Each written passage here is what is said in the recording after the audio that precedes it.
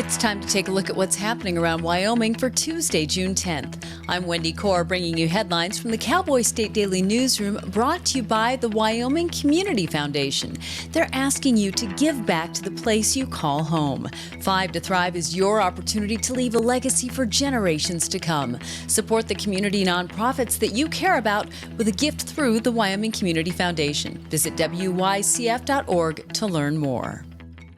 3 women renewed their lawsuit against a sorority Monday over a transgender member allowed in its Wyoming chapter. The civil lawsuit of a handful of Kappa Kappa Gamma members suing sorority leadership over the induction of a transgender member was filed as a proposed action on Monday, with just 3 of the original 7 plaintiffs remaining. That's according to Crime and Courts reporter Claire McFarland. The women who are suing Kappa Kappa Gamma, saying it breached contract, broke good faith to induct a transgender member back in 2022, they repackaged their lawsuit. And we kind of knew that was coming because they lost, and then the appeals court said, this doesn't look like it's in our court yet. You need to try refiling with the lower court. But the original 7 dwindled down to 6, is now at 3. So there's 3 women left fighting this lawsuit that's just been a saga here in Wyoming. The lawsuit raises a question of how involved, if at all, the University of Wyoming officials were in the transgender students' induction. The university has said that it was not involved in the students' induction into the sorority. The Los Angeles rioting over ICE raids has deepened political divisions on Capitol Hill, where the Senate on Monday resumed work on the massive budget bill known as the One Big Beautiful Bill Act. The bill has dominated senators' time as of late, but Cowboy State Daily's Sean Berry reports that the riots have opened a new partisan battlefront. The major story on Capitol Hill is how the Senate's going to get through the One Big Beautiful Bill Act, a giant package of tax cuts, spending measures. But this rioting out in L.A. has certainly gotten the attention of Wyoming's members of Congress. Wyoming's members of Congress have seized on the rioting in California to try to draw a distinction between the 2 political parties. Basically, the Republicans are saying, hey, we're the party of law and order. We're the party of getting tough on immigration. This sort of thing does not happen on our watch. The violence has gone on for days. 5 Los Angeles Police Department officers were reported hurt on Monday. Arrests have numbered in the dozens amid torched cars and looted stores. The Trump administration is pushing to move ahead with granting approvals for a 5,000-well oil and gas project in Converse County. Despite a previous court order halting permitting for the project, which was approved in December of 2020 under the first Trump administration, Cowboy State Daily's David Madison reports that the Bureau of Land Management has found no significant new impacts to groundwater resources, opening the door for the project to move forward. One interesting point made to me by a county commissioner in Converse County is that this is a huge deal for the local industry, but you're not necessarily going to see more rigs or as many rigs as predicted because the process started so long ago. The technology has changed. And so maybe where you once had to put 3 rigs, you might just put 1 because of what's called lateral drilling. There's a lot of new circumstances to consider because it's taken so long to get this moving. They're going to start reassessing based on the current technology. According to the BLM, the project could generate between $18 billion and $28 billion in federal revenues and create roughly 8,000 jobs. Well, for many locals, Shell Falls has been a must-stop when driving over the Bighorn Mountains on U.S. Highway 14.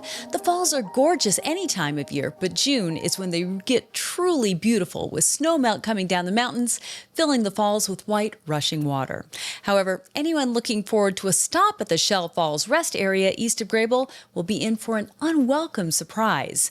The falls are closed, according to Cowboy State Daily's Renee Jean, and will be for the next 2 years. If you're driving between Cody and Sheridan, it makes the ideal rest stop. You can stretch your legs, go look at the falls, enjoy a little nature, and then head back on your way. But not for 2 years. They are fixing some power issues so that the bathrooms will work again. They're going to fix it, but it's going to be closed up to 2 years while they do that. It's definitely a big tourist attraction. Usually the parking lot is jam-packed with tour buses and tourists stopping along the way. So this favorite site will not be open for that for a couple of years. That makes the now second major attraction closed in the Bighorns, as Crazy Woman Canyon on Highway 16 was unexpectedly closed this year for bridge replacements.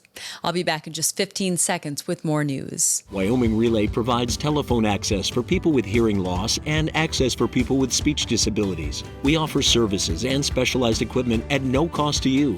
No matter what your level of hearing loss or speech disability, Wyoming Relay can help. At least 15 Union Pacific rail cars derailed Monday near Walcott Junction in central Carbon County, prompting responses from law enforcement, the railroad, and the local power cooperative.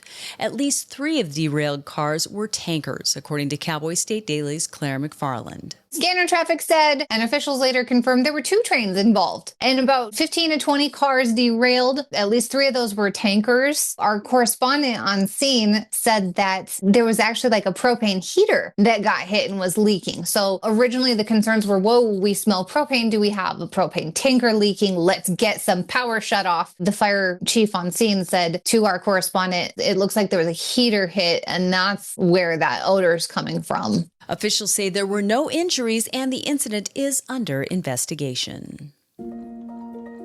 Well, people born and raised in Wyoming who move to other states must pay expensive non-resident tag fees to come back to hunt. Non-resident hunting tags in Wyoming can be difficult to draw and are considerably more expensive than resident tags.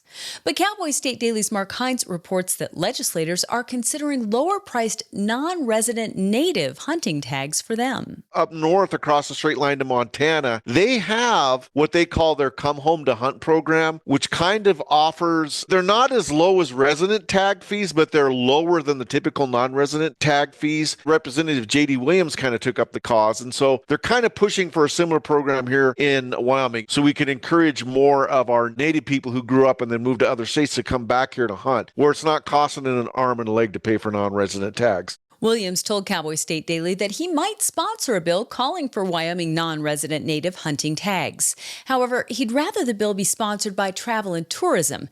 Committee-sponsored bills typically move faster and have better chances of passing than individually sponsored bills. On December 21, 1866, a group of infantry, cavalry, and civilians under the command of Captain William Fetterman were wiped out after riding and marching into a trap sprung by more than 1,500 Lakota Sioux, Northern Cheyenne, and Arapaho warriors in what is now Sheridan County, Wyoming. For more than 130 years, Fetterman was painted as an arrogant buffoon who directly disobeyed orders and ran over a ridge to his death. But Cowboy State Daily's Jackie Dorothy reports that new research by a Wyoming historian is painting a different picture of the Civil War hero, and the story will be featured on the History Channel's latest docuseries, Kevin Costner's The West. What has happened in recent years, over the last 20, is that people have been digging up these first-person accounts and revealing Fetterman for who he really was. And that was an obedient soldier, loved by his men, and compassionate, and aware that the Native Americans were a worthy opponent. The story of Fetterman will be aired later this month and will debunk the myth that he was a callous, disobedient officer, and will share the story of how the Fetterman fight helped shape the West. And a strawberry moon rises over Wyoming on Tuesday evening, and when it does, it will be at its lowest point in a 37-year span.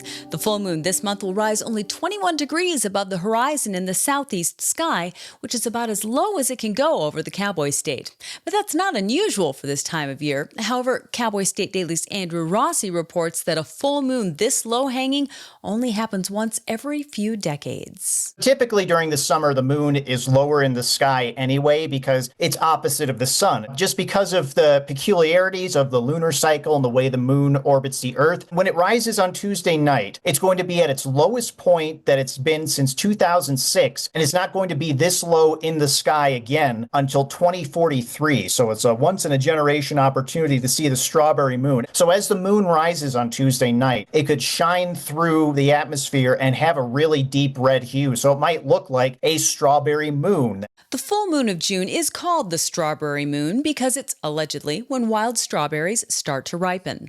Wyomingites can expect to see the strawberry moon rise around 7:40 p.m. on Tuesday, reach its highest point right after midnight, and set at 4:26 a.m. And that's today's news. Get your free digital subscription to Wyoming's only statewide newspaper by clicking on the daily newsletter button on cowboystatedaily.com. And you can watch this newscast every day by clicking subscribe on our YouTube channel, or you can listen to us on your favorite podcast app. Thanks for tuning in. I'm Wendy Corr for Cowboy State Daily.